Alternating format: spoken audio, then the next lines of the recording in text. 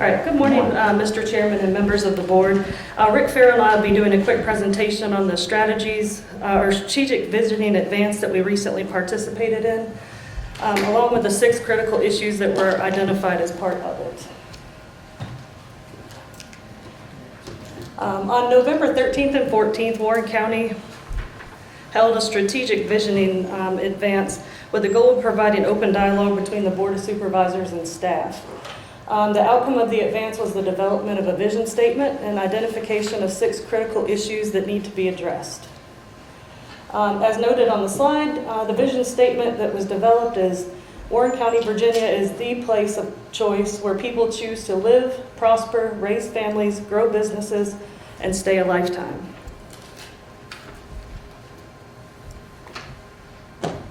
We're going to do one slide for each of the critical issues that were identified. Rick and I are going to kind of tag team this a little bit. He is going to do the first critical issue now, and then I will come back in for 2, 3, and 4. Are you going to take questions on each issue or wait for the end of the presentation? As we go, it'd probably be easier just to talk and have a conversation. Maybe it won't drag on as long after the end. Good morning, Mr. Chairman, ladies and gentlemen. I took the first critical issue to provide key leaders to allow stability and guidance to the staff. Our goal was to identify said key leaders and complete this key leader transition by the spring of 2022 with the hiring of a permanent county administrator. So our strategies coming up in the near term this January, the interim county administrator will hire and place the following key leaders: the deputy county administrator and department heads. The department heads also include the assistant county attorney, general services grant writer, and an IT director. The following quarter, July through December, the interim county administrator will get with the department heads, and we will prioritize the next layer of key leaders, and that essentially then is your number 2s in the departments, particularly fire and rescue, finance, general services will be accomplished with the IT or the grant writer, excuse me. HR will get some help, and public works. The public works piece will be complete once the sanitary district manager is fully on board. And then finally, in the third quarter, down the road, after the next set of board elections, we'll advertise for a new county administrator in January. We'd like to do interviews in February or so and have the new county administrator in place by the spring. To wrap up the budget season there and get the new administrator on board.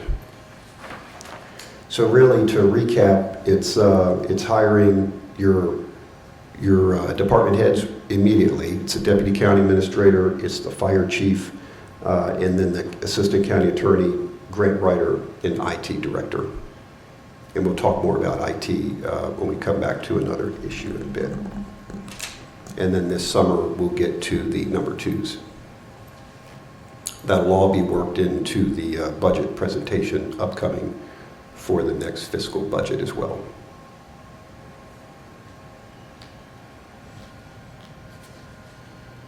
Any questions on this one? Questions, John? Yes, and I realize I wasn't there and I have my reasons, but it just seems like to me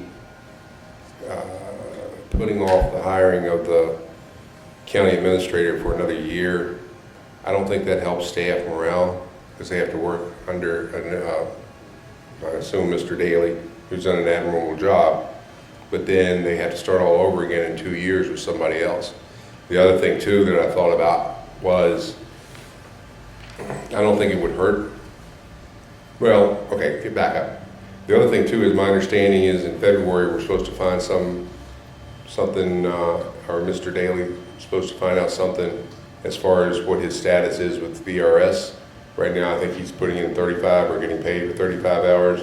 It could drop back down to 28, is that correct?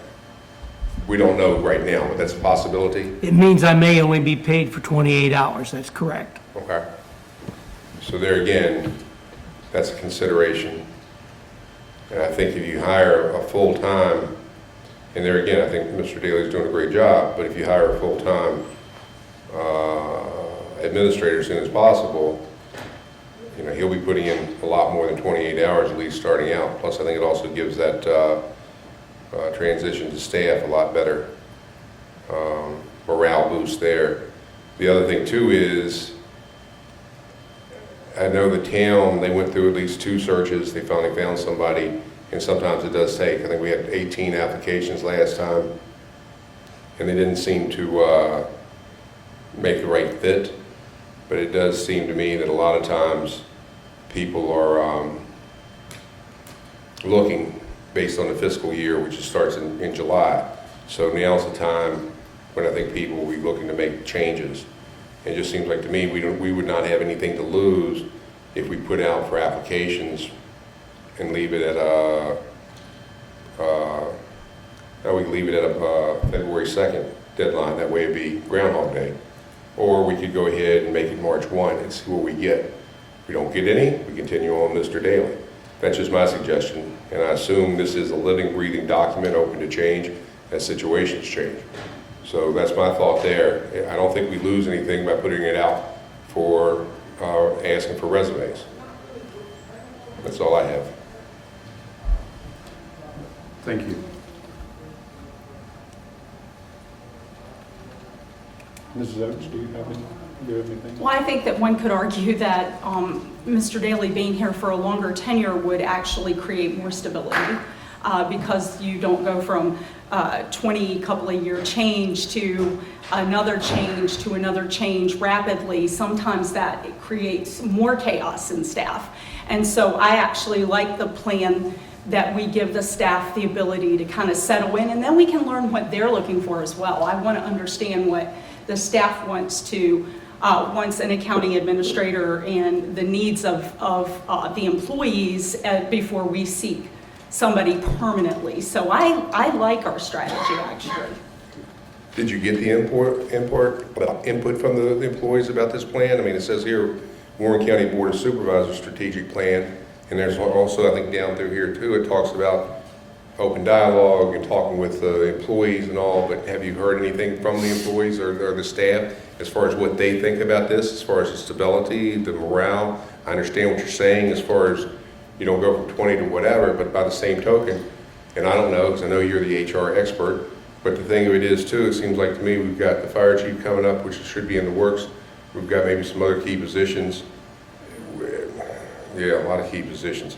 But it seems to me that would it not be better, and it could go both ways, would it not be better for the new administrator to hire his own staff, his own key people, or for him to walk in with people already in place? Like I said, that can work both ways. However, it could also work detrimentally if he walks in and there's already button heads with some of his key people. I don't know. Like I said, it just seems like to me you're better off with the administrator in place and then start hiring these people because they will be working for him. They're not working for us. And I realize what you're saying. The thing that I will say though is that the employees that attended the advance gave us feedback during the advance, during that weekend.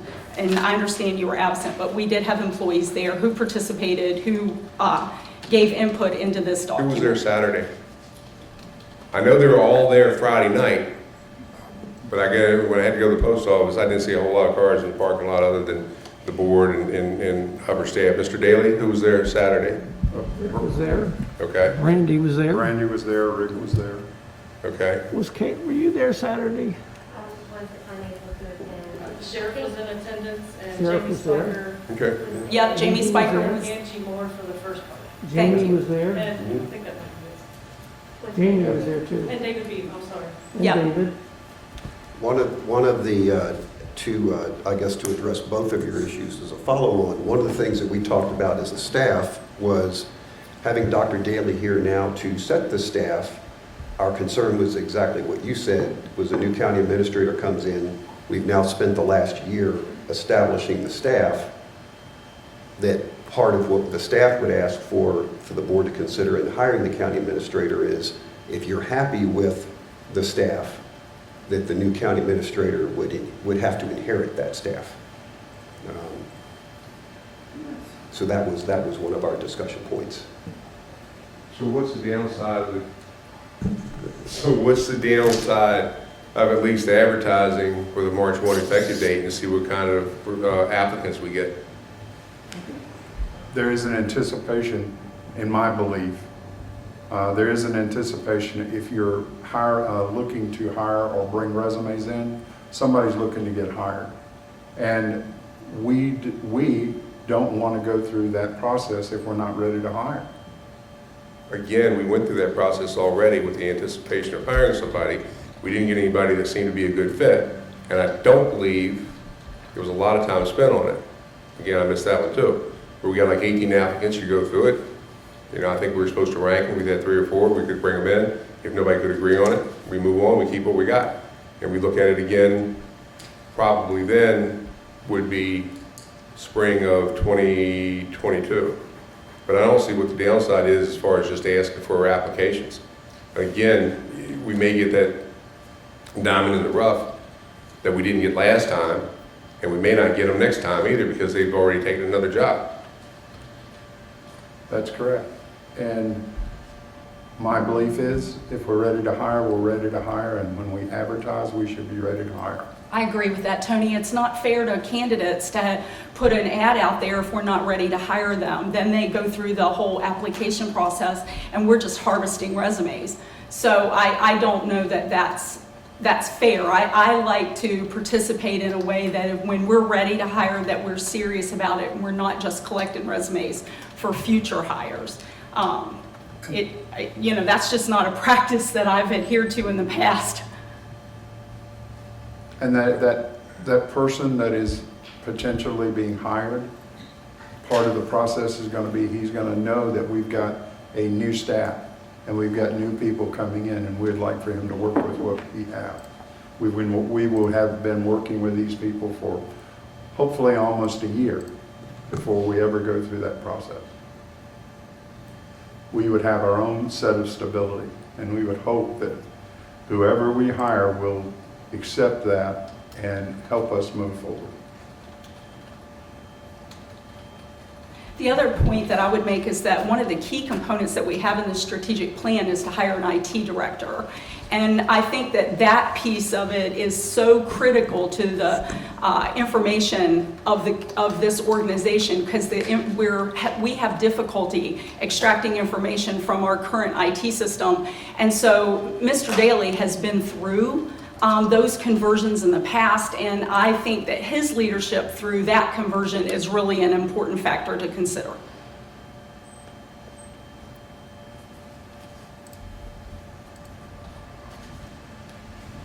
And we'll talk specifically about IT. Yeah, I know you're going to later, but it all is integrated into the strategic plan, I think. Mr. Fox, do you have anything? Just my thought was that the first part, you're after, Yeah, microphone. it'd probably be, it sounds like it won't be, the decision wouldn't be made until 22, and then you may have new board members here that would have a good idea of what their administrator should be.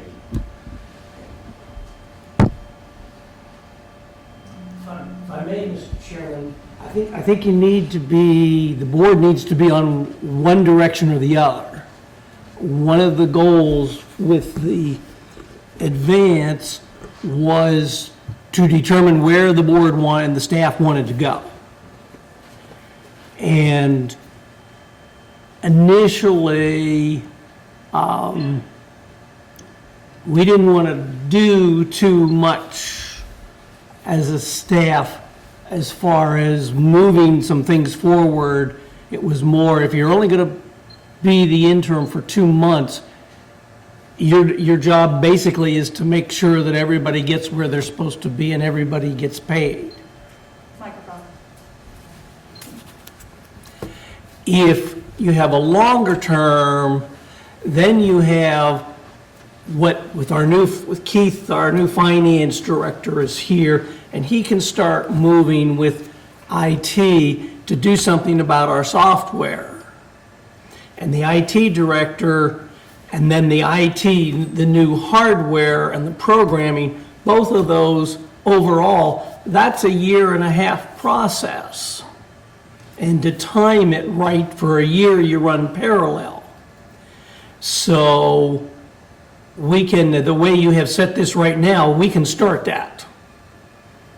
And we will fill the deputy county administrator's position so that you have someone coming up. If you advertise for 2 months, if you want to advertise for 2 months and take that direction as what we were doing back in July, we can do that. But then that means we lose that time, because we wouldn't want to take these things on and start them and have somebody come in midstream.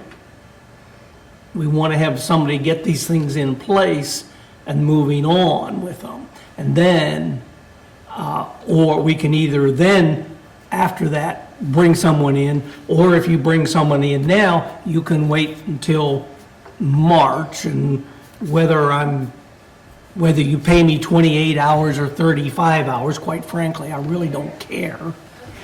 That's not what this is about. But I do think you need to go one direction or the other, and not every month think about, well, let's think about re-advertising again. Now, if we're not doing something that we should be doing, then that's okay, then you need to advertise tomorrow. I believe the direction that we should be going is to give our county some stability. And to give them the stability that they need is we need a county administrator, we need a finance director, we need an IT person, we need a lot of things before we ever look for a new county administrator. A new county administrator should be able to have an ebb and flow. I agree that the potential is there for that county administrator to not necessarily like everybody that we've selected and got into the positions. But with a stable organization, we are more apt to get a better county administrator. And I think that Yes, I agree. our staff that's looking into this, all of us, there's going to be a lot of interviews and a lot of for lack of a better word, camaraderie. We're going to understand who's here. We're going to give them the opportunity to know that we like the staff that's working for us. And we're working as a team. And they are much more important. And the young lady sitting over here is much more important to your stability than whoever sits here. That's correct. If you have the right people here and the right people over there, you can put whatever you want here whenever you want after you have it set. Additional questions?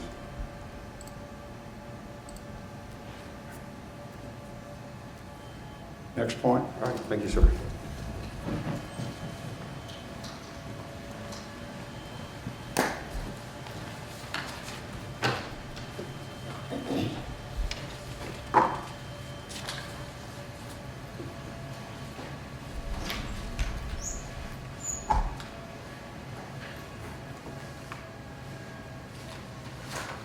We'll get there eventually. There we go. The second critical issue that was identified was to improve public trust and relationships with the town of Front Royal and partnering agencies in order to make the best decisions for our community. We identified 3 goals for this issue, which were... This is on your sheet too.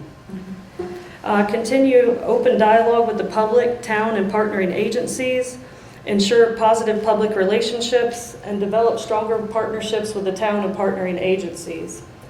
The strategies that were identified to achieve this include establish and enforce rules of engagement.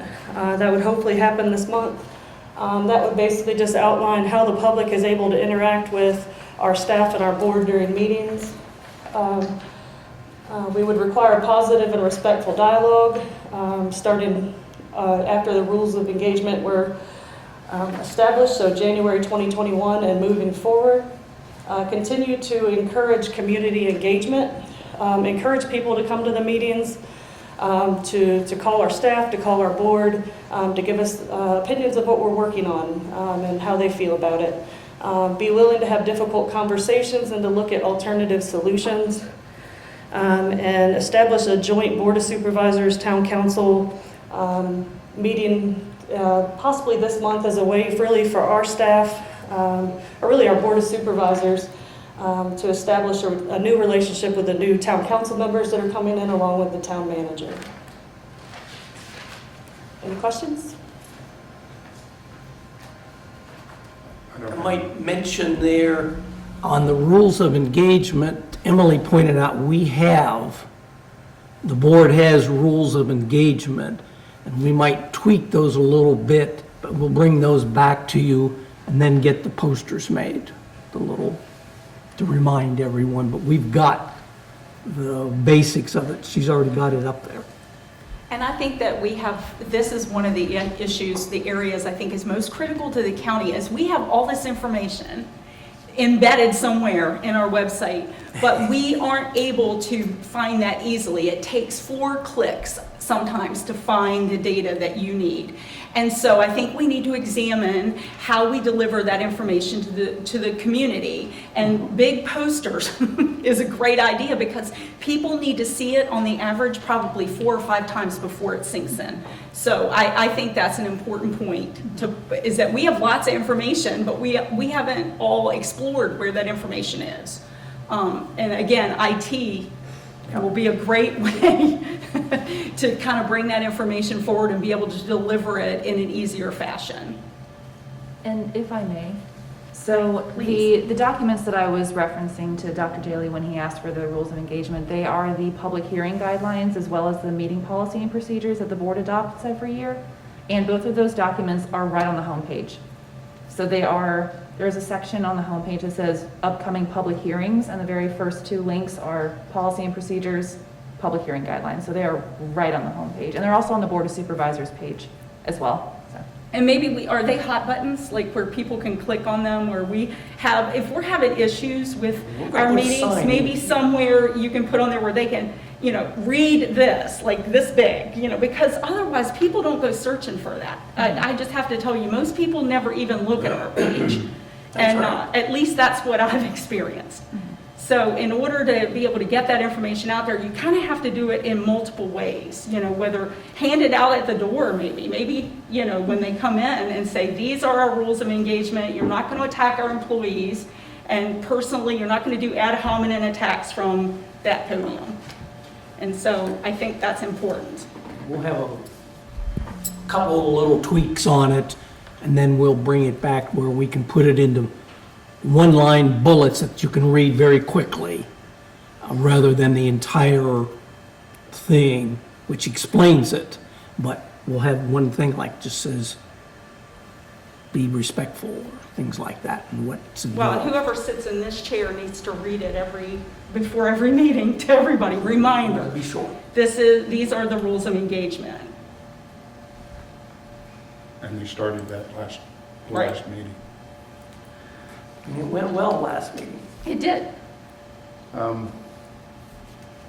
Additional questions? Tony, I know you missed part of this, but do you have anything on this? On this one, sir, thank you. Mr. Bob?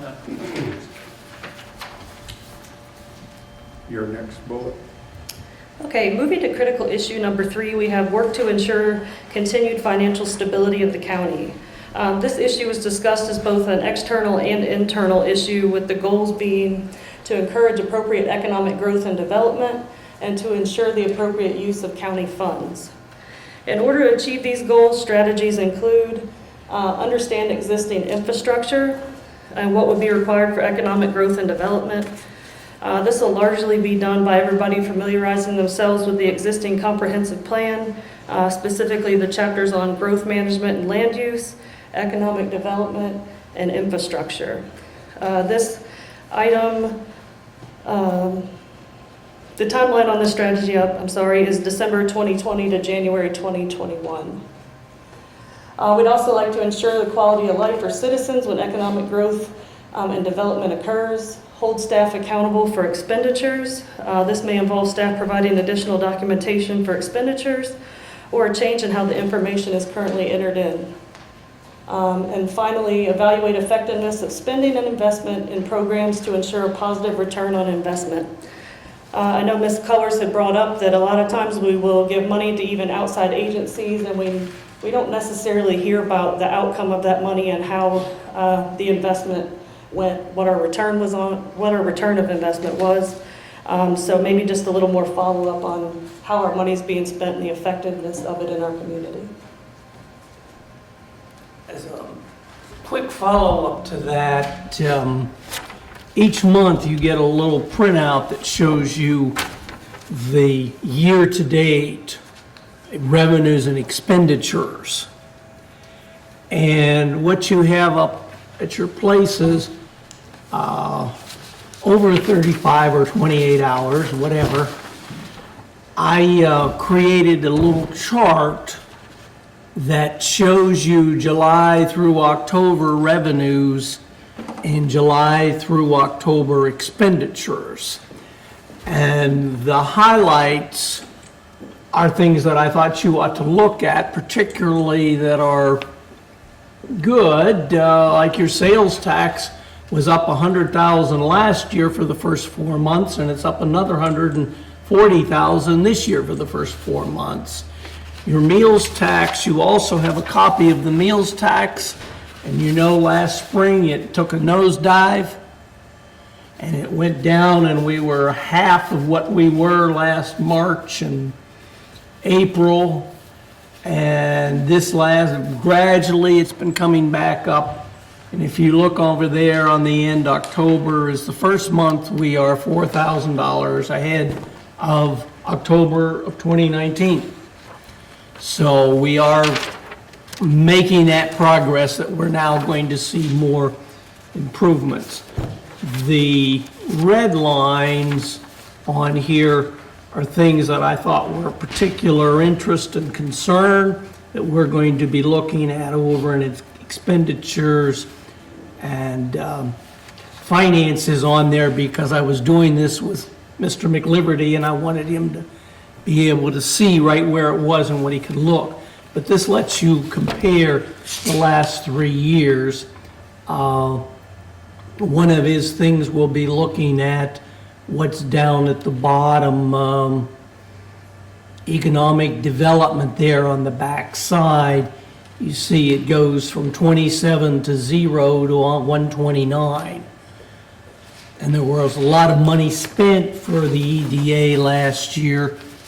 We're going to look to see where it was recorded so that we can start making it comparable so that you can compare things.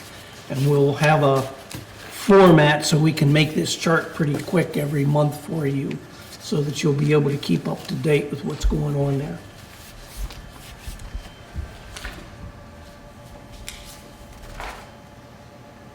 Any additional questions?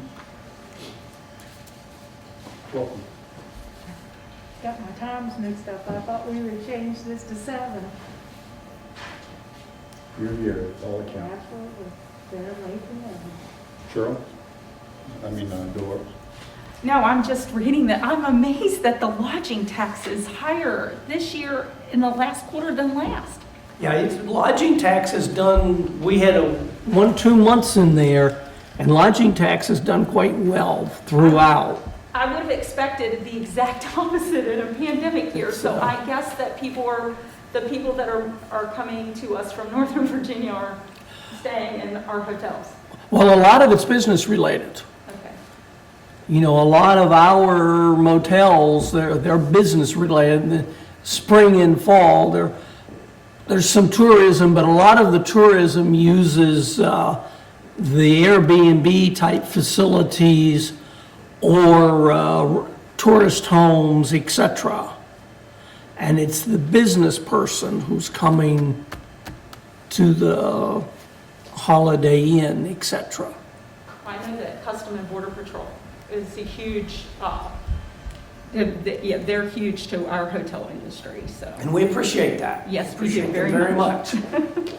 I think the Like to opening, rent some more rooms. the opening of the Marriott in the corridor has probably impacted that a lot because it is typically completely full with Homeland Security, Border Patrol, and federal workers. So And that's very helpful. So as things grow, it's going to get even better. we hope so. Tony, did you have anything? All right, thank you. Your next point? My final critical issue before handing things back over to Rick is improve employee morale in order to enable staff stability. The main goal for this issue is to establish a relationship with staff that allows for trust and honest communication while demonstrating appreciation. I think all the participants in the strategic vision in advance would agree that that was an excellent first step in achieving this goal. We did identify 2 strategies to accomplish it, which include encourage staff to have open communication with the board and establish quarterly or biannual review of critical issues, goals and strategies, and an environment that encourages participation of the board and our key staff. That's all I have for that issue unless you have any questions. I don't have anything. I have just one question, if you will. On our bed and breakfast, do they pay lodging taxes? Or is that, They're supposed to if they're all registered correct and the commissioner tries to keep track of them all, but they're supposed to be charging the lodging tax the same as the motels. and they're supposed to be forwarding it to us, to the county? Yes. Okay, just Mr. Carter, anything? And we talked about, Brandy, potentially doing this kind of team building or get-together once a quarter, or... Yeah, we said quarterly or biannually. Is that, you think that's reasonable? I mean, I know you've been doing more in-depth research. Have you canvassed anybody and said, are you guys willing to do this once a quarter? Even once every 6 months, perhaps, I is think more biannually reasonable. may be the better way to go, just with the number of meetings that we currently have. I know. And staff time. So especially to get started, I think it will take us a little bit of time, not only to get the action items developed after these are approved, but also really just to get started on everything that we'd like to do. Okay. Thank you for all the work you've put into No this. problem. I've got one point. Okay. The relationship that we have as a board of supervisors with our staff is, in my opinion, super important. I don't want anybody, any member of our staff, to have a grievance that they follow their chain of command. You get like, who is their boss? Have they talked to them? Have they come to resolution? If they haven't, come to a supervisor so we can start the communication. Communication is the way that we grow as a staff. And I know I personally, I love it when people talk to me. We don't do it enough, but we're doing better than we did a year ago. So I thank everybody for doing it, and I want to hear from everybody. And I hope the rest of our staff does too. It's definitely something we'll encourage everybody to do. Yeah.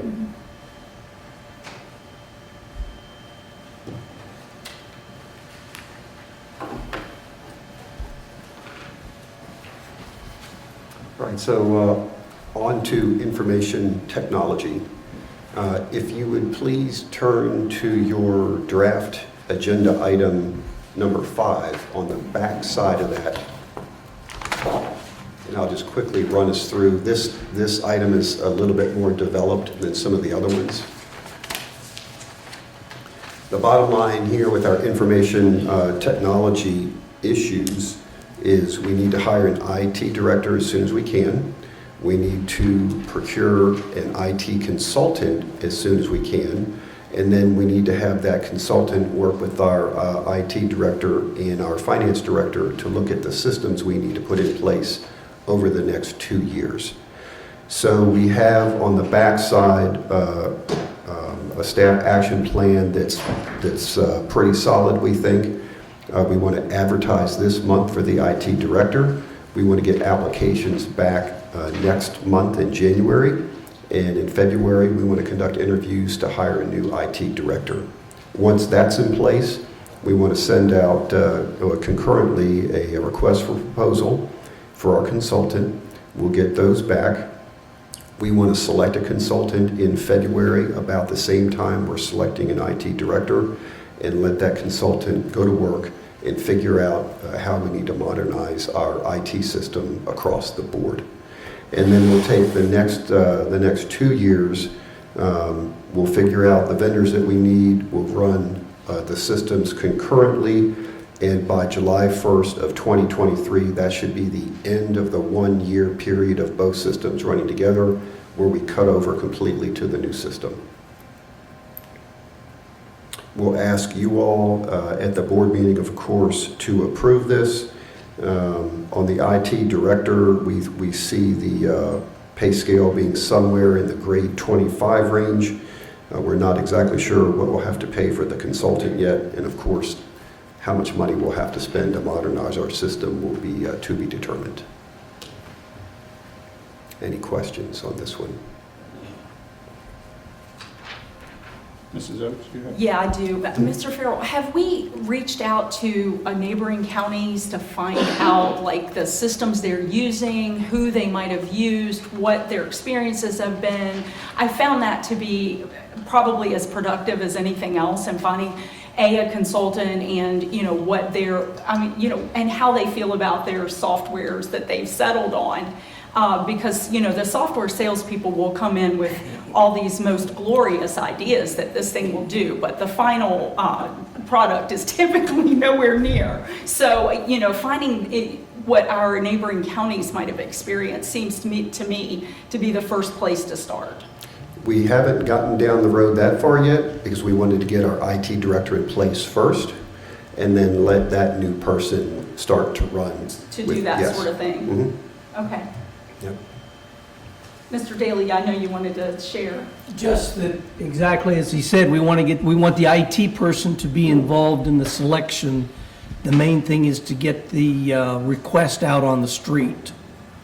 And we have talked to some of the neighbors and other places around the state just on exactly what systems they are using, but we don't want to go too far with that without the IT person who's going to have to drive it. Fair enough. Cheryl, you have anything?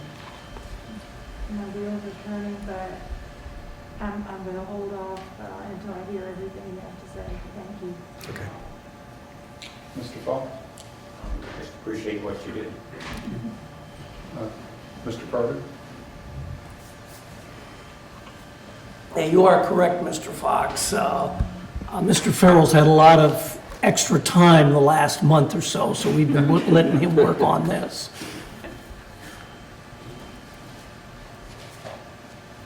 Anything else for IT for now?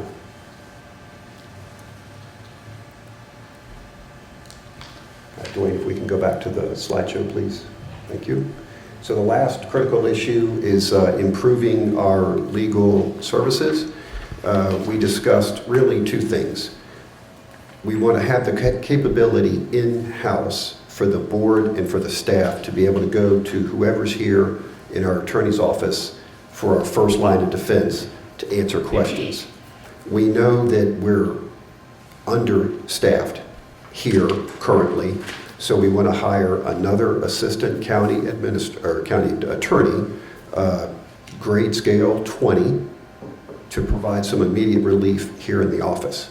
That will allow our current staff to be able to field questions from both the board and the staff, and if things are outside the scope of our office here, then we want to still retain Lytton and Sight, Mr. Ham, to provide that subject matter expertise that maybe is more board specific, that is not general legal services here.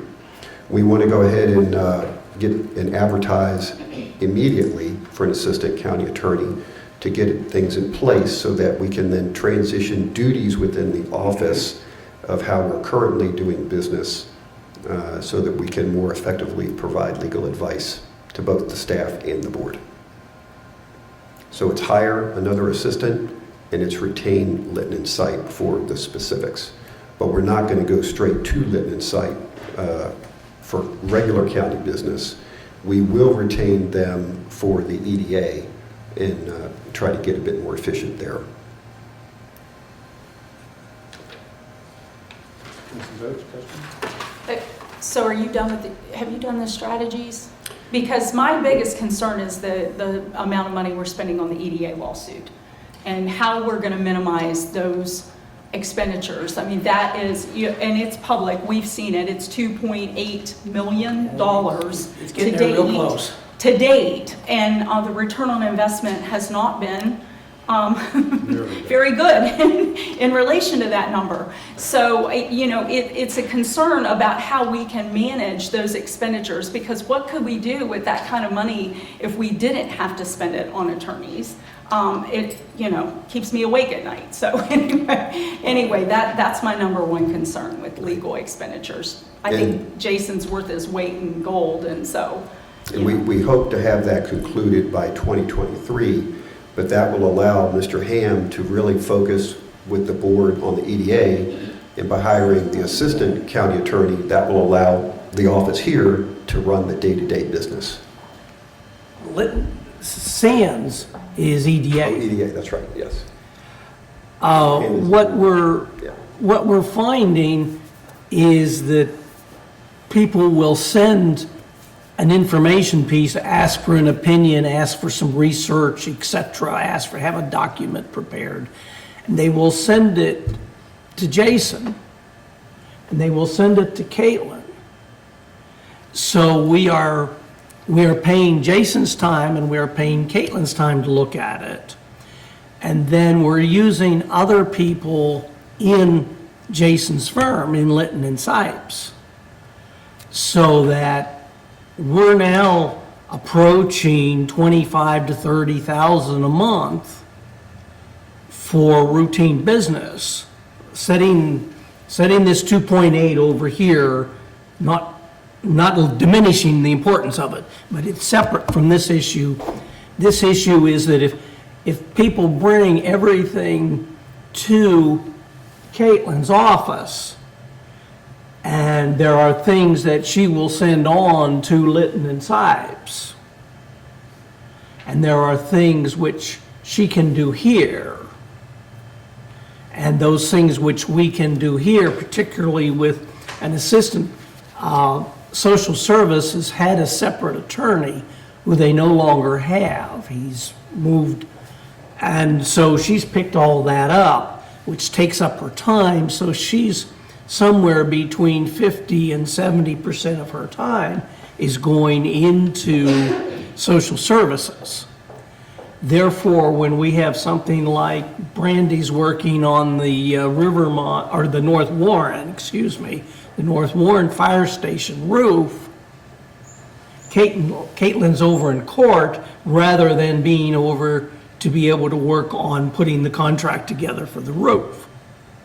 So with a second person, approximately $100,000 including benefits, we can keep more of that type of work in-house and then use Litton and Sipes on specific issues where we want their guidance to help us drive forward until you decide on a permanent county attorney. But if you remember, you moved Caitlin's position to a senior assistant, and this new one will be an assistant below that. Is there a comp board match to the social services lawyer, attorney, if social services were to hire its own? Is there a comp board, or do we get a comp board? They had, for years, they had their own attorney, and they were paying about $100,000 a year plus. So when Caitlin came on board, that was the intent, that she would take over that position, and then the county, I believe, gets reimbursed from social services based on the number of hours that she puts in for them. So I don't think it makes sense to go back the way it was, because they were paying over $100,000. I'm not sure what the And I don't think she's been there a whole year, but she got trained by the previous one, so I think it's a good fit. So, you know, that was the intent all along. Of course, at that time, we had a full-time attorney. We weren't using an outside legal thing, which I guess that's a question too. Because way back when, I think the county had somebody, this was like in the late 90s, they had Doug Napier on retainer. His fees went up, so they hired, that was the first time they had a full-time county attorney. And I know that different localities, some do it. I think Shenandoah County does it. They contract it out. I don't know what they do with their day-to-day, if they use Jason for everything or how they work. But I mean, was that looked at too, as far as just go ahead and hire a full-time attorney that would take care of everything and then just kind of let Jason and Sipe and Litton go? No, That was not looked at? no, the intent is not to let Litton and Sipes go. Right. That is not the intent. I The understand intent. that. Was that looked at? Or is that a Well, consideration? It's a consideration that sometime the board will want to do. What we were looking at is keep streamlining our legal issues so that when somebody calls up with a question, our favorite topic, Mr. Chairman, Shenandoah Farms, that would go one place. You wouldn't have your in-house staff and your contract attorney both looking at that. I understand that. It's It's a to, I mean, that's what workflow you're issue. trying so to it's do. to focus this, is I what it's understand that, for. but there again, the other side of that, what if you, like it used to be, that we had a full-time county attorney and we had an assistant, and why not the full-time attorney take care of all those issues, plus the, whatever's going on with Litton and Sipe too? I mean, was that looked at? That seems like to me that would really streamline things and save money. The ultimate end product there, we believe will be at some point the board will want to hire a permanent county attorney in-house along with staff. And that's correct, that That would save us money. that will cut in substantially into this $300,000 figure that we're spending at this point. That yes, you're absolutely, that's the end product. But I'm not sure, we didn't feel at our discussions, we didn't feel that the board was ready at that point to do that. And so we were going this direction, moving that way, but not there yet. We always have this goal down the road here, and we just want to move a little bit each time towards it. Can't eat an elephant in one bite. Just little bites. Anything else for Mr. Farrell? Thank you. Thank you. So if you look at these and mark them up and send us back to them tomorrow or Thursday at the latest, please, then we'll have them back on the agenda for adoption next week after number 6.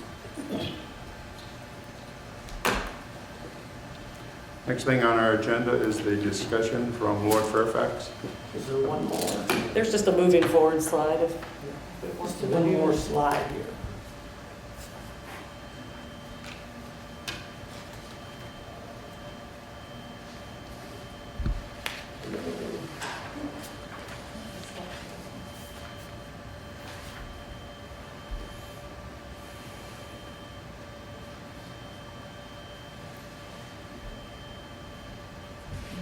I feel like I'm on Jeopardy.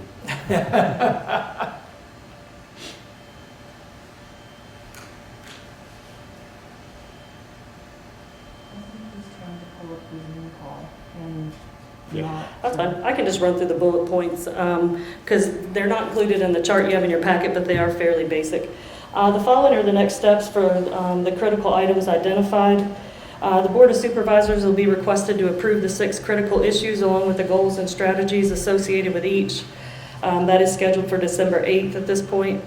Once approved, myself and Rick Farrell will work with staff on the development of an action plan for each of the critical issues. At their strategic visioning, it was suggested 45 to 60 days, just with budget season coming up and holidays and everything else, it would give staff a little bit more time. Each action plan, once developed, will be presented to the board for approval. I would say that'd probably be in February or March, which some of the items will already be in action at that point. And a schedule will be established to review the critical issues, goals, and strategies in an environment that encourages participation by the board and key staff. This will occur either quarterly or biannually until the critical issues are sufficiently resolved. And that's all I have for you.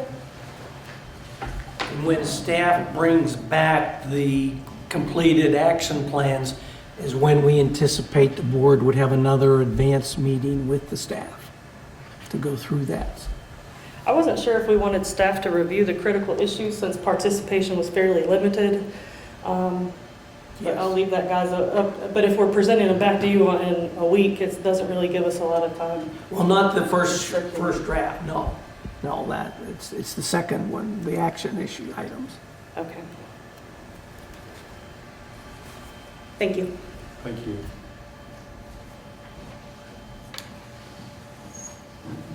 Carly, are you there? Now we're waiting on Lord Fairfax. Oh, awesome. I can't. Okay, hold on a second. I'm going to put you on speaker. Can you see my screen as well? 1 second. I'm going to go pull up your screen.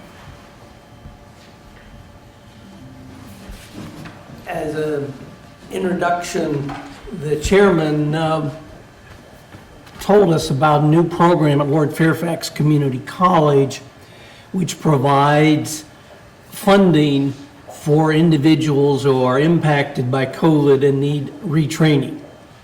So if somebody's in an industry that's dropped back and they can't go back to where they were and they need to make a big reset, this is part of what they are offering there at Workforce Solutions.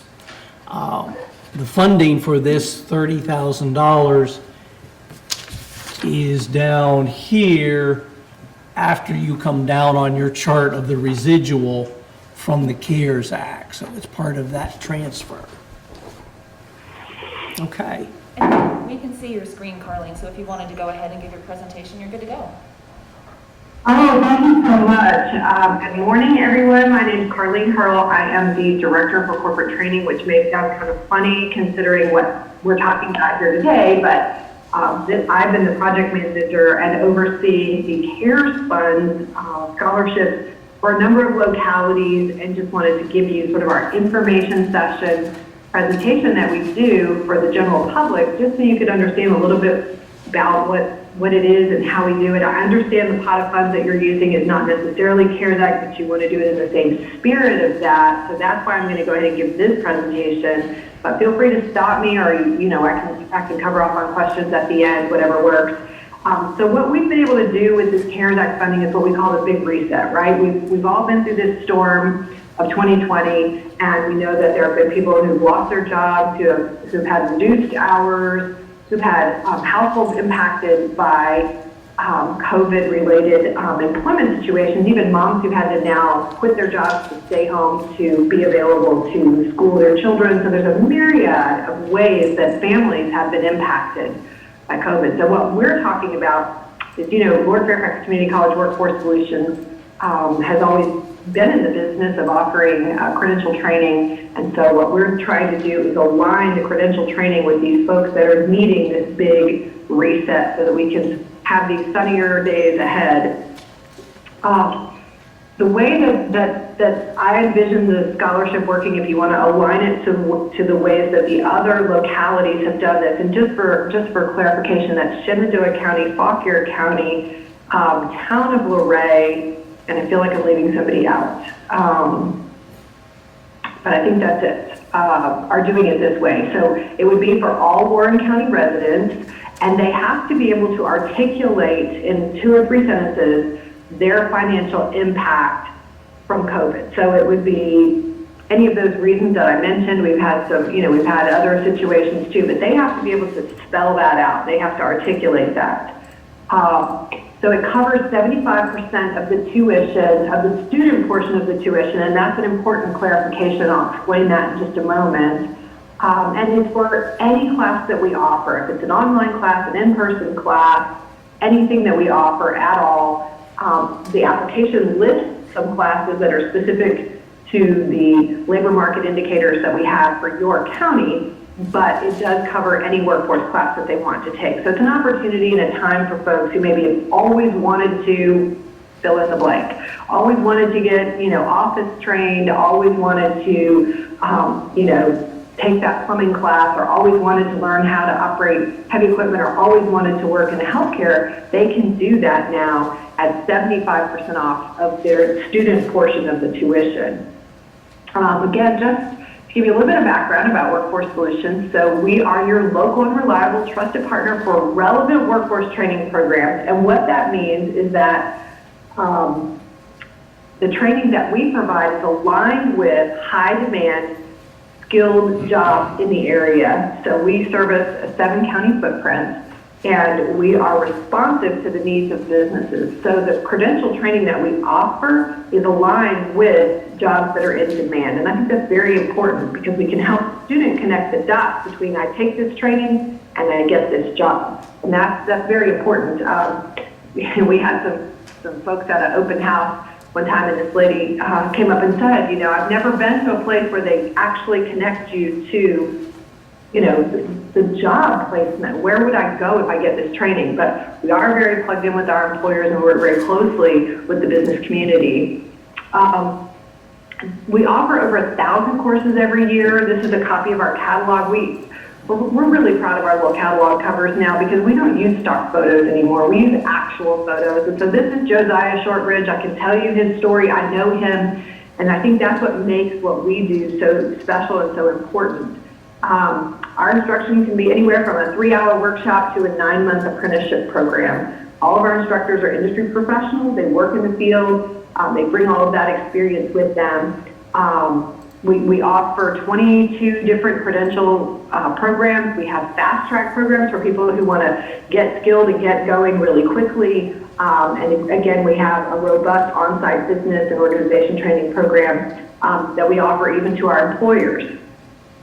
So this is just a little bit of some of the career pathways that are available for folks that are in the Warren County area. We have healthcare professions, that's medical assistants, phlebotomists, pharmacy techs, and information technology. We're finding more and more of these little sleeper businesses that need CompTIA, they need Cisco, they need AWS Cloud and Microsoft training, and they're even willing to get someone security clearance once they've completed some of this training. So there's some really good career pathways here. I don't think I need to tell you guys about commercial driver's license. It's been a constant need.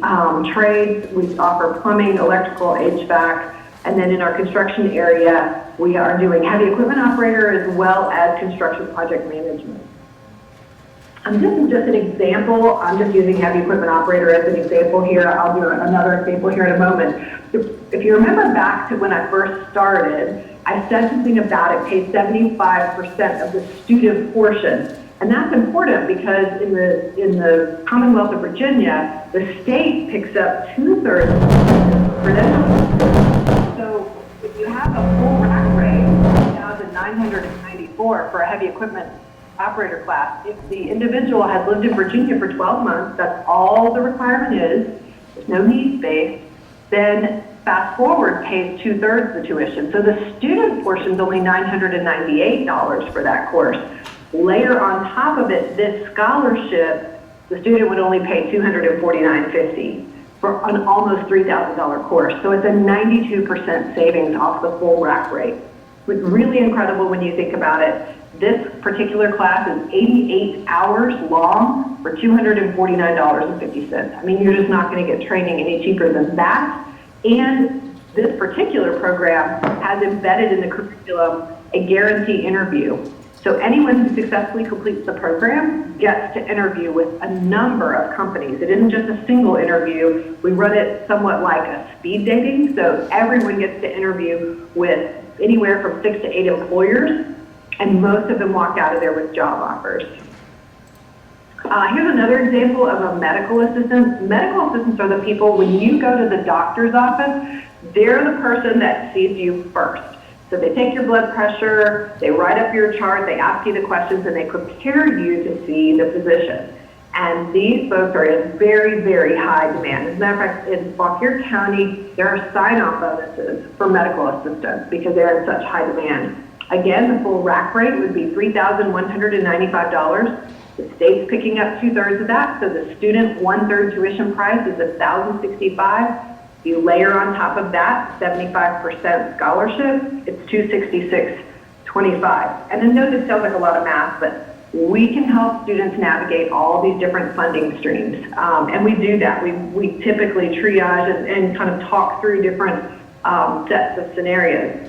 I will tell you that having a scholarship like this in Warren County would be huge. We've had folks come to us from Warren County, and unfortunately, since these scholarships are by locality, we didn't have that to offer. So this, I think, would be fantastic.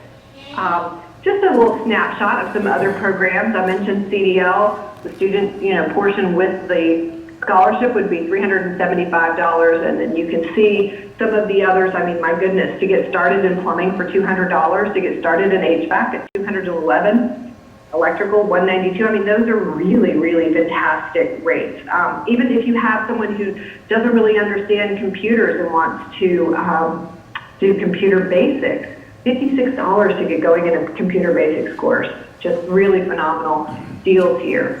This is just, I use the QR code from Shenandoah County because we don't have this set up yet. This is just to give you an example of what the marketing efforts look like.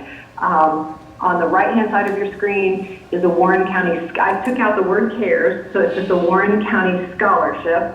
And so it shows you what the front of the scholarship looks like. On the back side of it, they just write a bit about what their financial impact has been, and then we do require them to write a nice thank you note. So you would have all of those thank you notes and success stories at the end to be able to tell this story. And then another example of our marketing, we created a Share It Challenge for the Shenandoah County CARES Act scholarship. This is just a little bit of what we have done. I know that we are one of the few community colleges in Virginia that has a dedicated marketing department. So we do have a full-blown marketing program that goes along with this. But again, I just wanted to kind of give you a snapshot of what that looked like.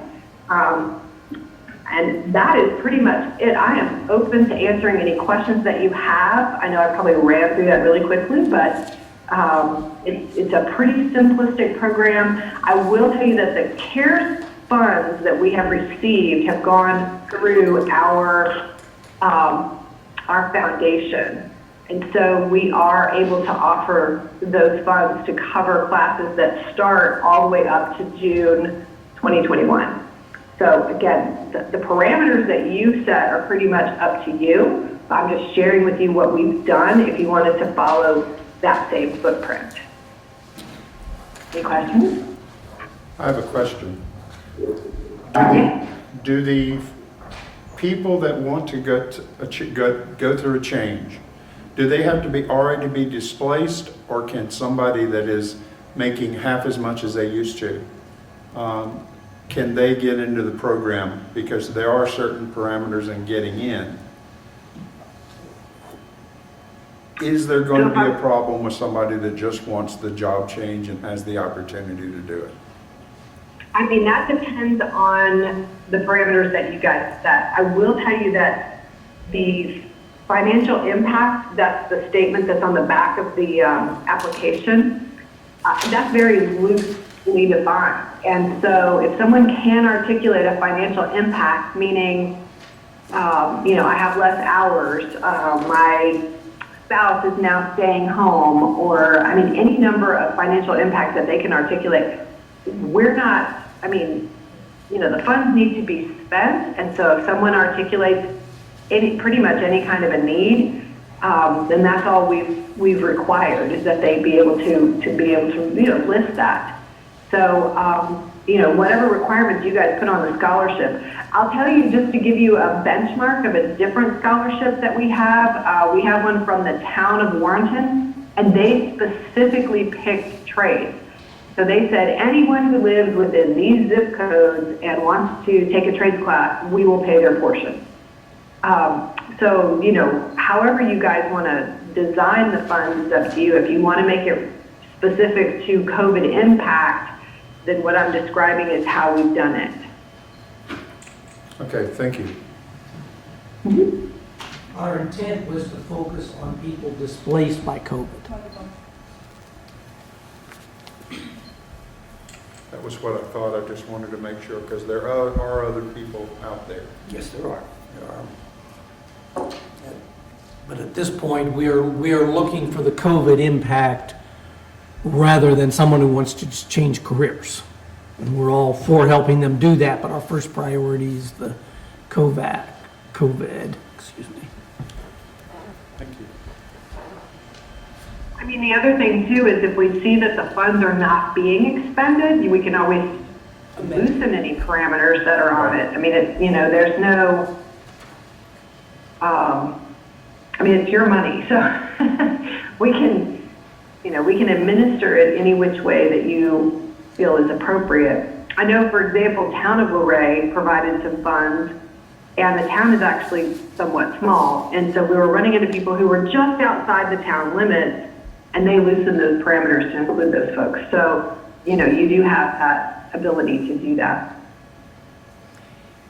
If the board supports this concept, you have a copy of the agreement that the Lord Fairfax has with the town of Luray, and we would have a similar agreement for Warren County on your agenda next month. And this would Yeah, be... and Shenandoah County didn't execute an MOU at all. So, it's completely up to you how you want to do that. You're welcome to run it by your attorneys or whatever you need to do to, vet that agreement. It's not our agreement. In other words, Town of Luray drafted that agreement, and I was sharing it because that's how they had done it. Like I said, Shenandoah County did not. Fauquier County did a separate agreement, a little bit lengthier. Happy to share that if you'd like to see that one. But again, that's pretty much up to you guys how you want to do that. It just gives us parameters for administering the funds on behalf of the county.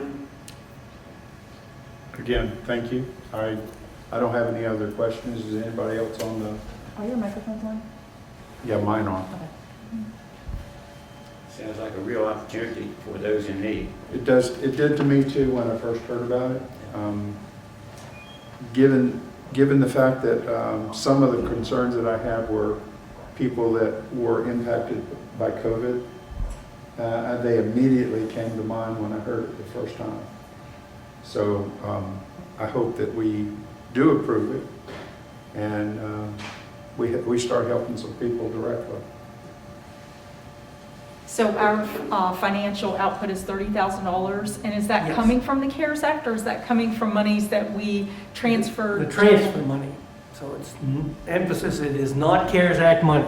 Okay, It is the money, the 635 or 691 now, down on item F. On the sheet Mr. Farrell gave you a copy of this morning. okay. And the Yeah, I saw the CARES was marked out on this form, so I was kind of confused. yeah, so it's not, technically, it's not CARES Act money, it's that money we moved over.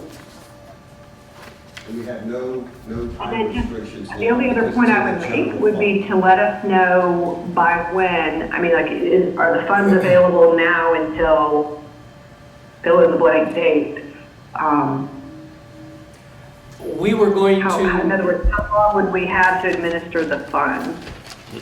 the intent with this, since it is not CARES Act money, as you and I talked, Carlene, this would be an open account, and you would retain the funds for use for this program as long as necessary, or we decided to change the program restrictions or anything.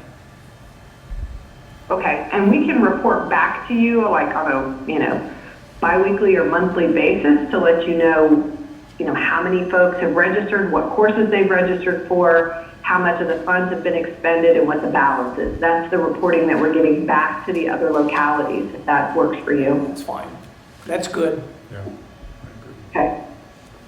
So my question is, how are we reaching these people? Is this information available so that people who have been displaced or impacted, I can think of, restaurant workers as my first thought, those people have been impacted hugely by COVID and the restrictions. So where is this information going to be available so that people can apply?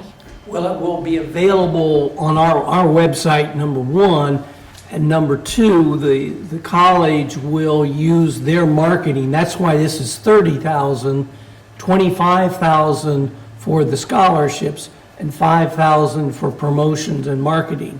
You might have heard some of the ads that have been coming up on their local radio stations for Shenandoah County's participation in this, and we'll be marketing in that type of manner, but they will be working with... We usually start with a huge email blast to cover everyone that we have in the county. We can purchase lists as well.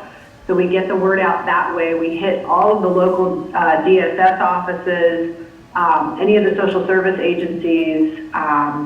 We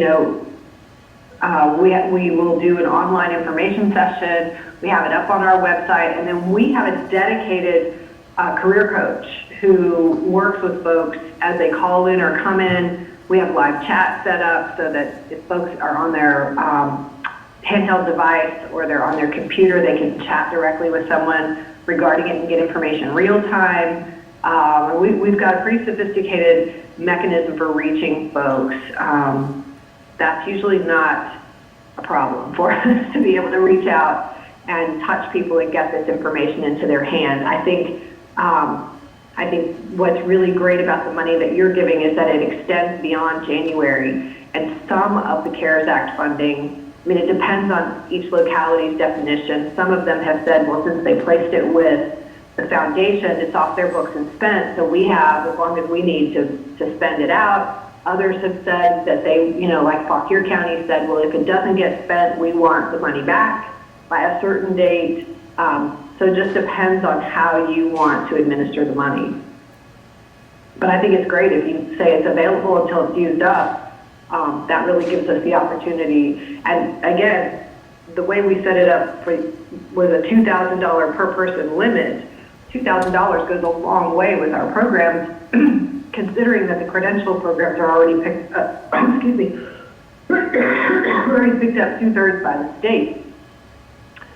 So in other words, somebody could take Plumbing 1 and Plumbing 2 under the scholarship, and both courses would be covered.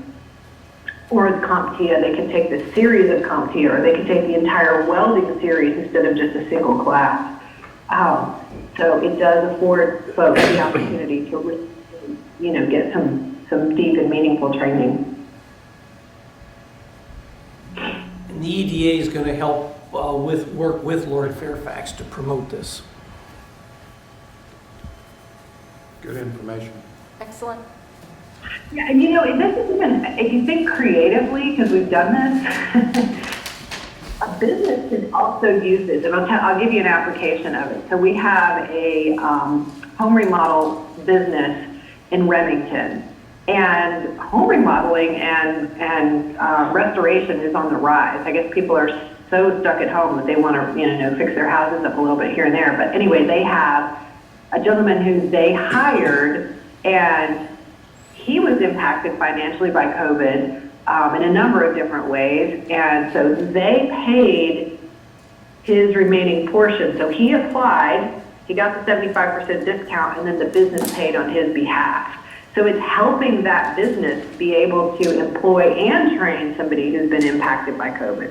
So the qualification is for the individual, but on our end, whoever pays is whoever pays. It doesn't matter to us who pays on behalf of that individual. So again, there's some creative use of it. Obviously, a business wouldn't be able to send an entire cohort unless each individual in that cohort qualified.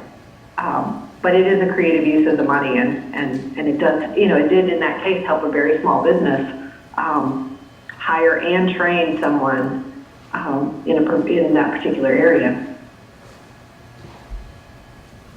Is there any, do they sign anything that says that they have to complete the courses that they are getting scholarship for, and if they don't, that there's a reimbursement?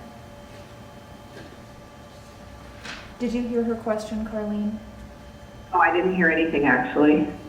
Do they need to sign some sort of waiver or agreement that they will complete the courses the scholarship is for, or return the money, or is it just basically a blank check saying, here's the money to complete the course?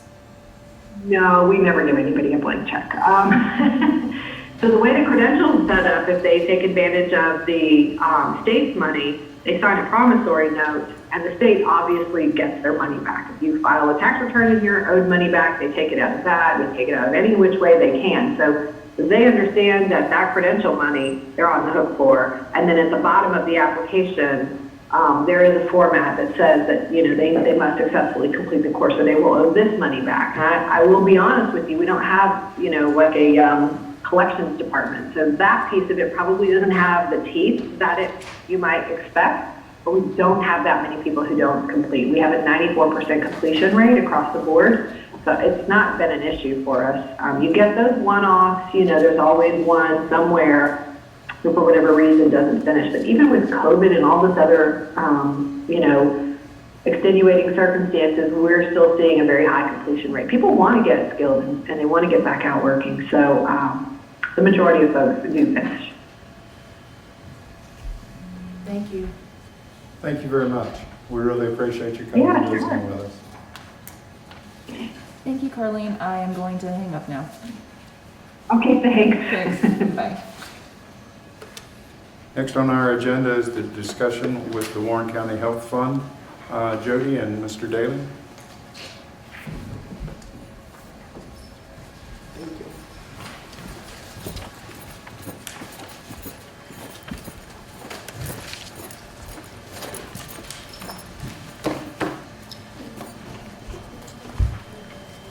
Caitlin's going to be available to assist with this one too. So this was actually Dr. Daly's idea. He said it was only his idea if we liked it, but I wanted him to get the credit for this because it was an outside of the box idea. Of course, you know the issue with Anthem and Valley Health and the latest correspondence that we've received from Anthem is that negotiations are not going well, that the latest offer to extend the contract was turned down. So it's looking, more and more like we will be out of network. Many of our neighboring localities and other agencies have already done their termination and have already started the RFP process. And we've actually started to see some of those come back. And they're looking really good. The other carriers have been very competitive and are offering good rates, savings to places. We would normally be in an RFP process anyway this coming year, so we thought that the timing would be good to look at doing it early this year, so with potentially a March 1st change. With that said, we would still have, if some resolution isn't reached, a 2-month period where our employees could potentially be out of network. Now that's not to say that they can't still go to a Valley Health provider. That is always the employee's choice. There are certainly other providers we did that map at the last work session that are in our relatively close area, depending on where you live in the county, that you can be to Gainesville pretty quickly, or Warrenton. We still have those. But our concern is those emergency items that happen. So employees still, no matter what, if there's an emergency, can go to the nearest hospital. That's where they would need to go, of course. And those items are treated as an in-network benefit because it's an emergency situation. But the concern is the balance billing that could still hit the employee. So the idea that we've come up with is to take some of our funding that we have that's available and set up an employee health assistance fund just for that period of time that we're either out of network. So if they come to an agreement, wouldn't come into play at all. Or if they come to an agreement in February, we would just be looking at the month of January, or until we have a new plan in place with a different network. For those emergency situations, that employees could get some assistance if they are hit with a bill. We have a resolution, a draft resolution. Caitlin's going to go over that a little bit more in depth, but to provide some sort of help to our employees if it's needed and not leave them out there hanging while we're shopping for this potentially new plan. You want to add to that? And we said that if it's a bad idea, then it's my idea. Oh, is that what it was? Yes. But it was a good idea. I want him to get the credit for outside the box thinking. Did you want to? Okay. So you should have received a copy of a draft resolution in your packets, essentially this. We are still working on this to make sure that the language is right, but we wanted to at least go ahead and give you an opportunity to review what we had, and so you have a better idea of what this would look like. Essentially, the resolution maps out sort of the reason why we're here, the reason we're doing this, with the contract being about to expire, with employees looking at having to pay substantial increase in unexpected medical bills due to a health emergency. But what we wanted to do is just essentially formulate what this fund looks like, because it is going to be very structured in who is eligible and who can receive reimbursement from this fund. So we do have funds within the general fund that we could appropriate to this fund. Eligible employees would be someone who is employed by Warren County, who subscribes to the local choice health care plan that we have right now. The employee or a covered dependent would have to, during the time period of January 1, 2021 until February 28, 2021, during that time period, if an employee or a covered dependent needed to seek immediate health care due to a life-threatening injury or illness, which they didn't have time to go outside of Warren County to seek an in-network provider, they could submit an application to essentially see if they're eligible to have half of their out-of-pocket cost reimbursed to them from this fund. So the parameters is that it would have to occur during that time frame. The out-of-pocket medical expense for the employee would have to, the out-of-pocket, out-of-network expense that the employee paid was at least $1,000 greater than they would have paid if it was in-network. And then the employee will be required to actually pay that medical expense in full, either through paying it in full or by establishing a payment plan with the health care provider and making at least one payment. What we want to do is we want to create these funds so the employee could seek relief after paying. We're not going to be paying the healthcare provider directly. This will be paid to the employee, but it would be upon the employee presenting proof that they had paid the medical expense. Or at least set up a payment plan. If they set up a payment plan, the only reimbursement we would make would be for payments they had paid in full. So if somebody were to set up a payment plan that would last for a total of 2 years, that's fine. The employee would just have to provide proof of that, and then would provide proof of payment of each monthly payment, and then receive reimbursement after that's been paid in full. So if an employee meets those parameters, they believe that they're eligible, they can submit an application. We're going to create application forms that will be available in the administration suite for employees to pick up.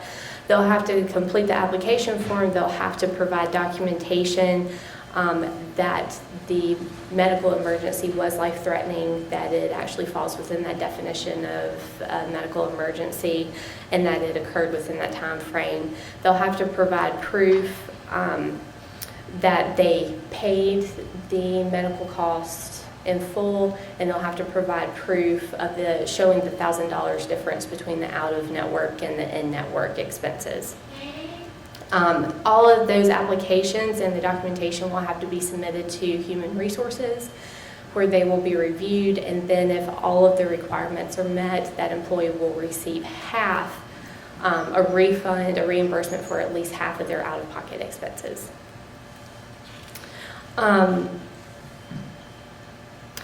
We are limiting what one employee can receive is whatever their plan that they're subscribed to, their max limits for out-of-network cost.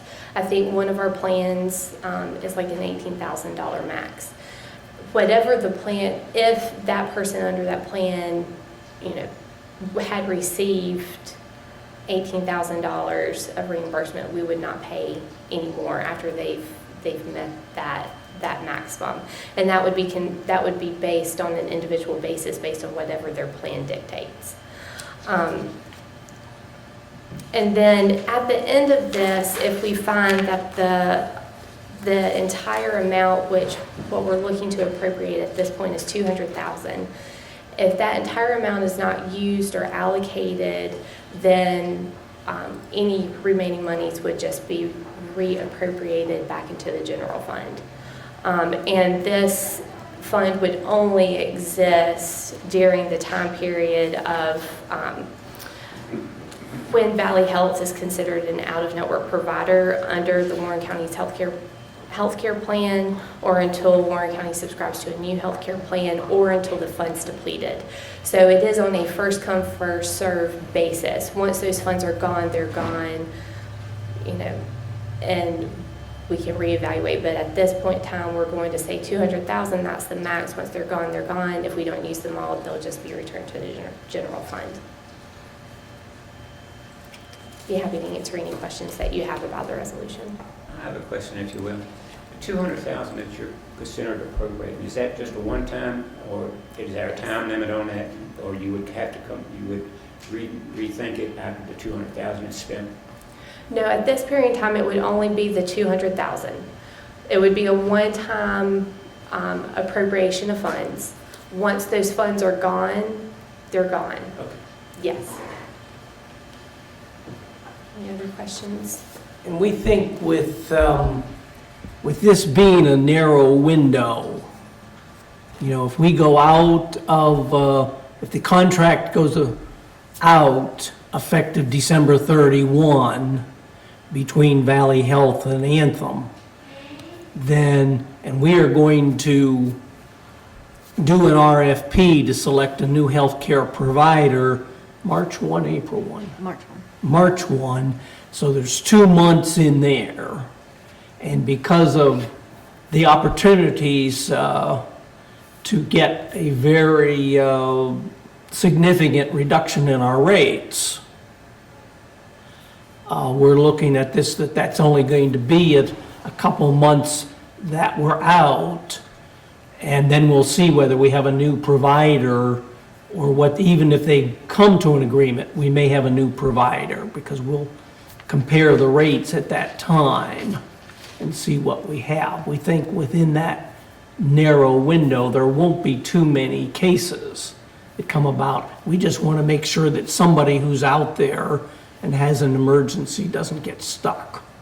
And we are not in a position where we can help them out. Did you put it out for RFP last time? I'm sorry, sir? When was the last time it was put out for RFP, Jody? When the last time was when we joined Local Choice, so we've been with Local Choice since 2016. So we would be doing an RFP this year regardless. Another question I had too, if scenario you said that they're out of pocket, you reimburse the employee, is there going to be any tax implication to the employee since they're receiving somewhat of a benefit? Or have you looked at that? we'll find that, look at that question, Yes, yeah. we'll I think have it's a to. big question. I mean, if they get $18,000 and the IRS says, I know right now, we pay for their health insurance, so there's no tax. I believe they can pay for their family with a pre-tax option. All of our deductions are pre-tax. Okay.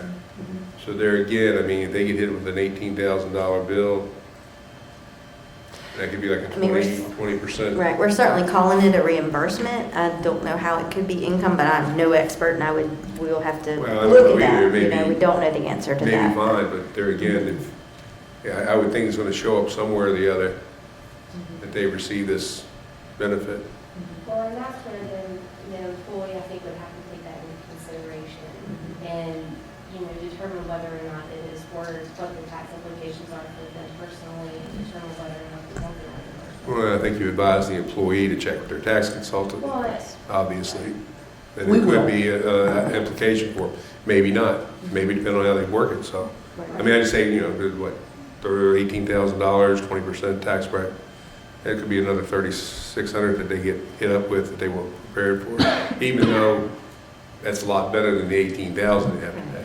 So, And we all know how much goes into all the different things that affect your tax liability each year. Right. So, the example that I gave you was actually an example that was presented to the school board before. It's the same example that talks about balance billing and the difference between in-network and out-of-network, but the allowable charge, that's the big piece with this. And what is, when you don't have that network anymore, what that allowable charge is versus what the provider is going to accept. So that's why that really comes into play.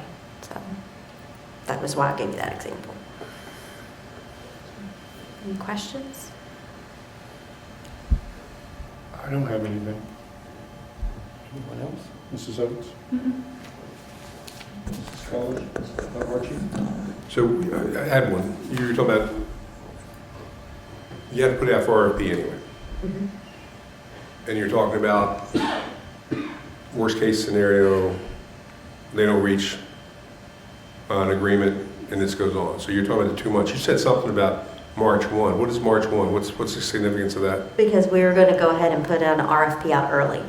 Okay, I understand. Mm-hmm. But then when you put the RFP out, you're going to put the RFP out March 1? No, we'll go ahead and put the RFP out right away. Okay, so you're going to ask for it to be effective? To be effective March 1, Okay. new plan effective I March just want 1. to clarify that. What we're learning with others that have already gone through the process is that they're getting 18-month rates Right, and deductible credits. right. In some cases, some adverse experience credits. It's just a mix with other carriers that are out there. So some of the things that we were really concerned about still impacting employees has been a little bit alleviated by what we've seen. So we feel like we hope that it can be a win situation for us with some savings. So you're looking at like a 16-month rate to carry it up to July 1 of 2022? Mm-hmm. Okay. Any other questions?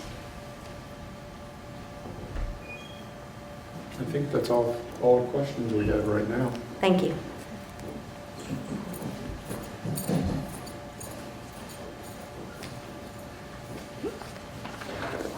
Next presentation is for the United Way of Front Royal in Warren County. Stephen?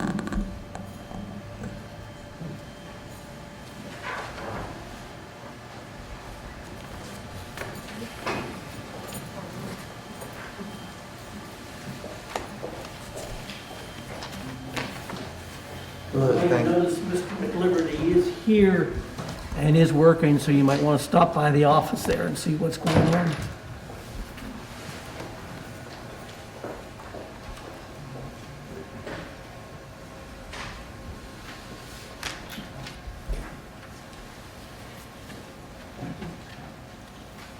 Good morning. Thank you.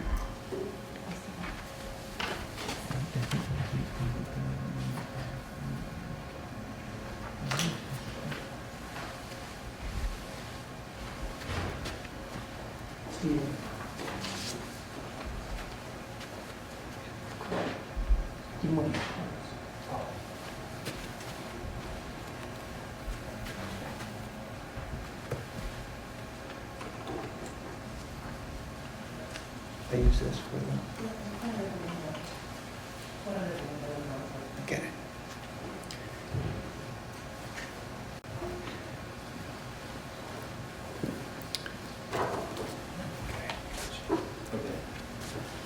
Good morning.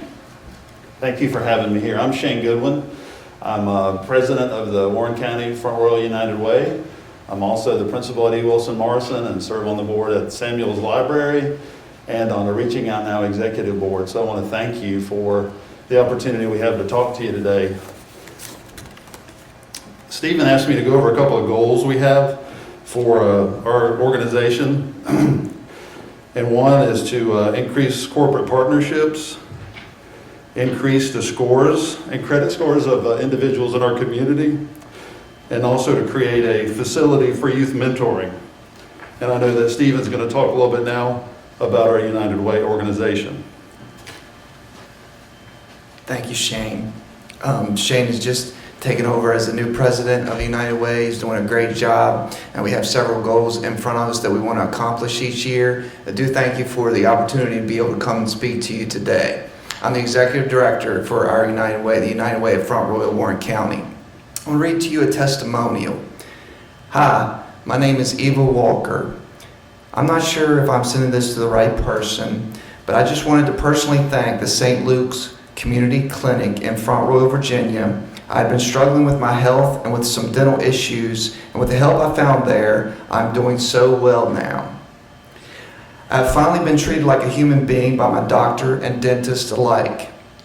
Dr. Nixon has been thorough, kind, helpful, and attentive to my needs as his patient, and finally gave me a diagnosis after years of nothing from hospitals and doctors that I could never afford. And my dentist, Dr. Ryder, was absolutely amazing. She was patient with me and my dental anxiety and helped me through the process with minimal to no pain at all. It was the best experience I'd ever had, and let me tell you, I've had some bad ones. Everyone who works and volunteers there are just some of the greatest people, and I've never been happier about where I see a doctor. So I just wanted to personally thank everyone who has been a part of my healing process and say that I am so thankful. We do have permission to share that testimonial.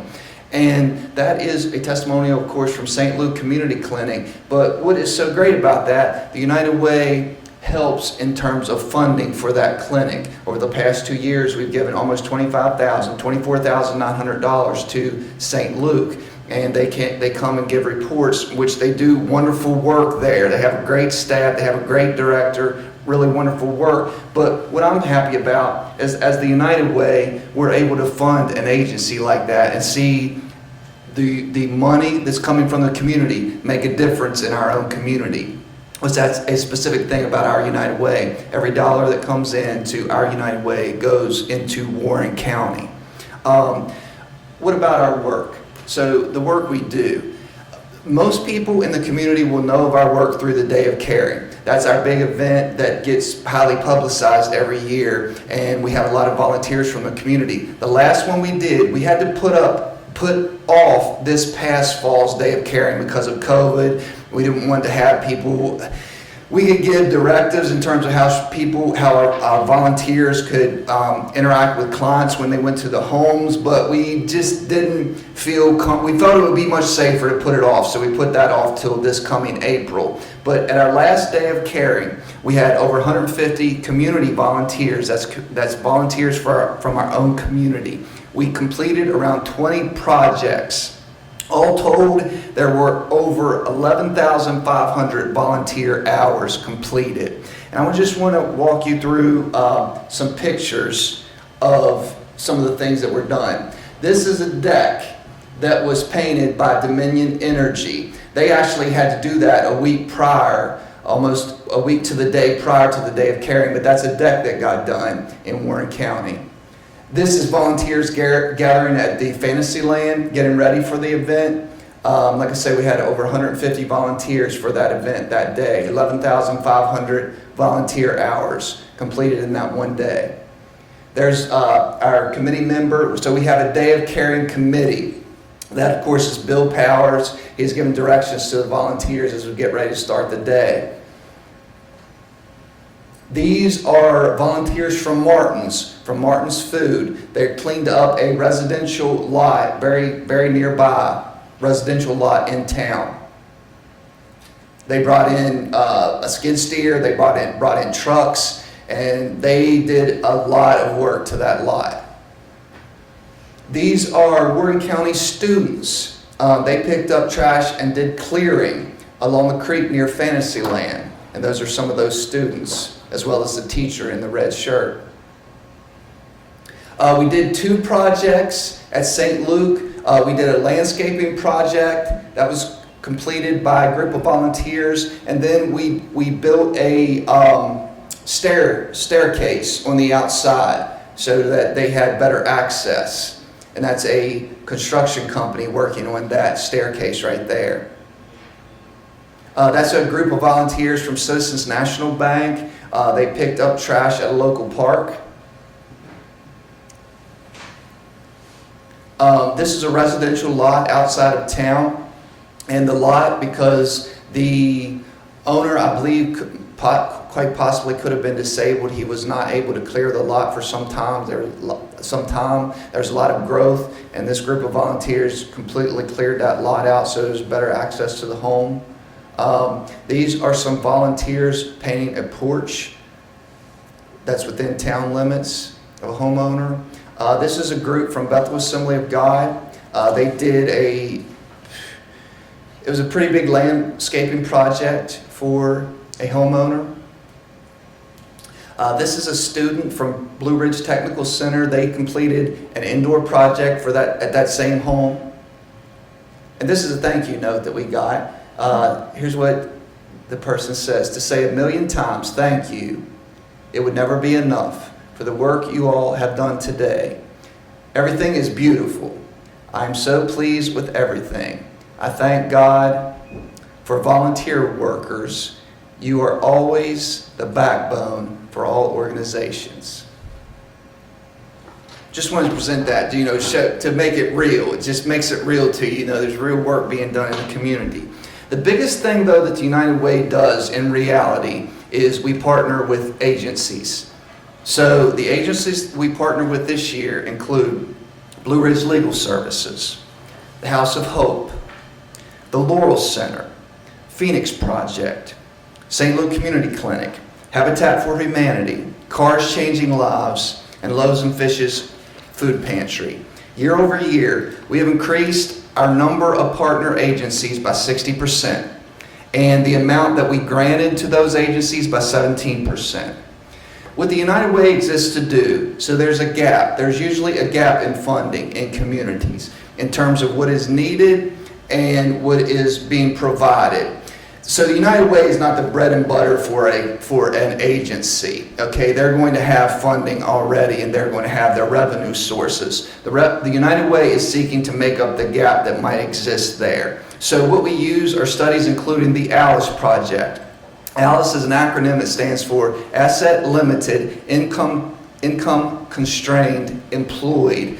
So these are people who are working, but they're never able to reach stability. Okay, they have survival. They're able to survive, but there is a lot of instability there. And these families or these individuals absolutely exist in every community, and they even exist in our community. The United Way is seeking to make up that gap in order to provide stability for individuals and families in our community. That's our whole goal.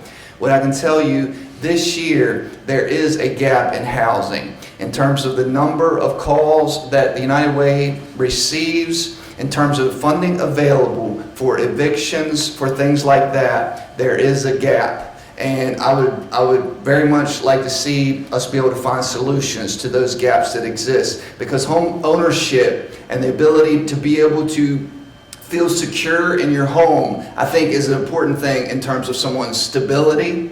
And so we want to do everything that we can to make up that gap. And that's what the United Way is working toward.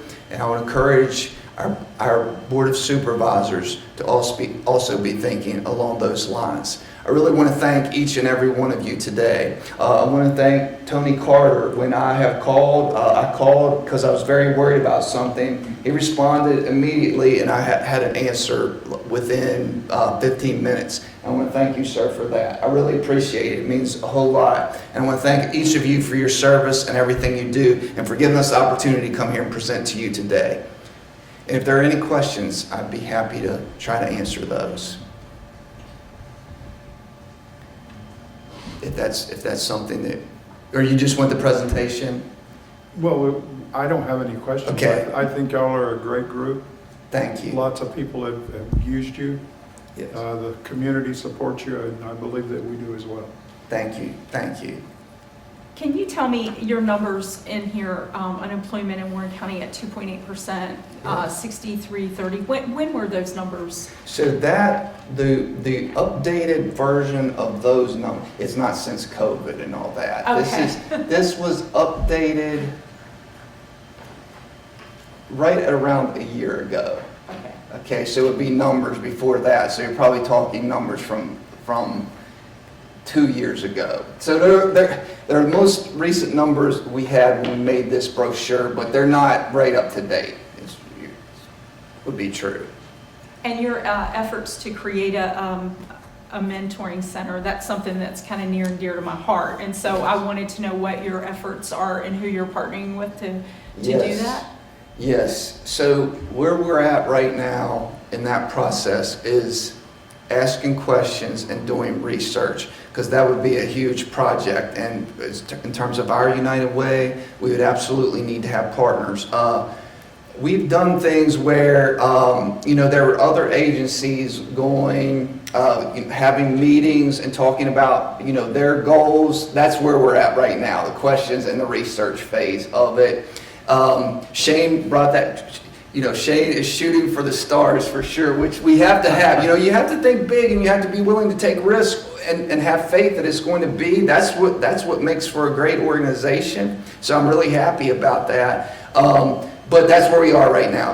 I would say asking questions and doing the research on finding out what we can do. Yes. Thank you for the question. One of the things I know that really is true is we have a lot of our young people going to school many fewer days and for much fewer time than they have in the past. And as a principal here in this county, at E. Wilson Morrison right here in town, I frequently see young people trying to use our basketball goals and things that are outside, and they need it.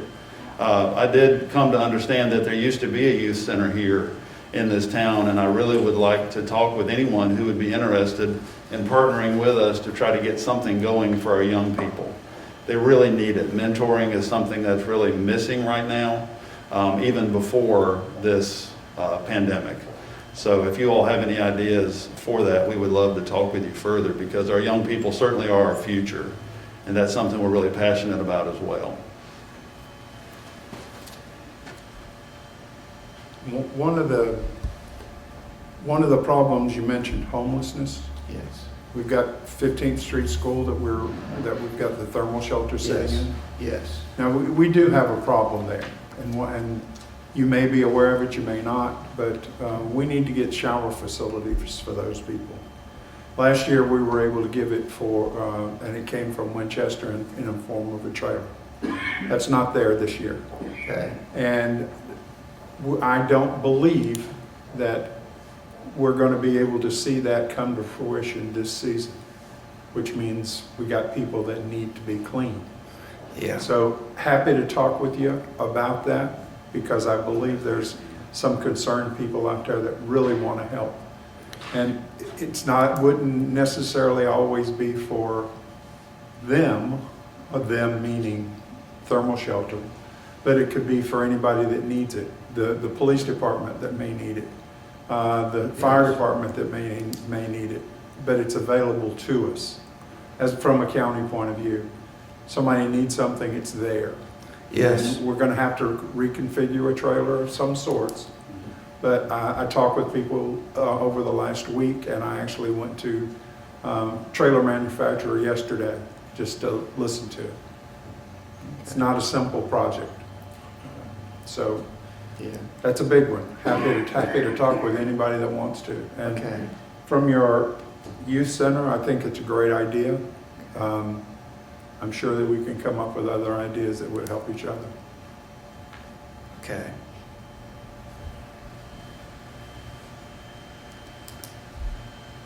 Mr. Carter, do you have anything?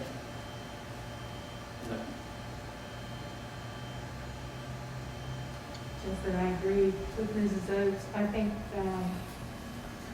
the children in our community are lacking a big brother, big sister type of involvement. It's not anything new. I don't know why we haven't done it in the past, but I think that needs to be a focus. From having worked in the school system, I understand that there are a lot of children that don't have a male figure in the home.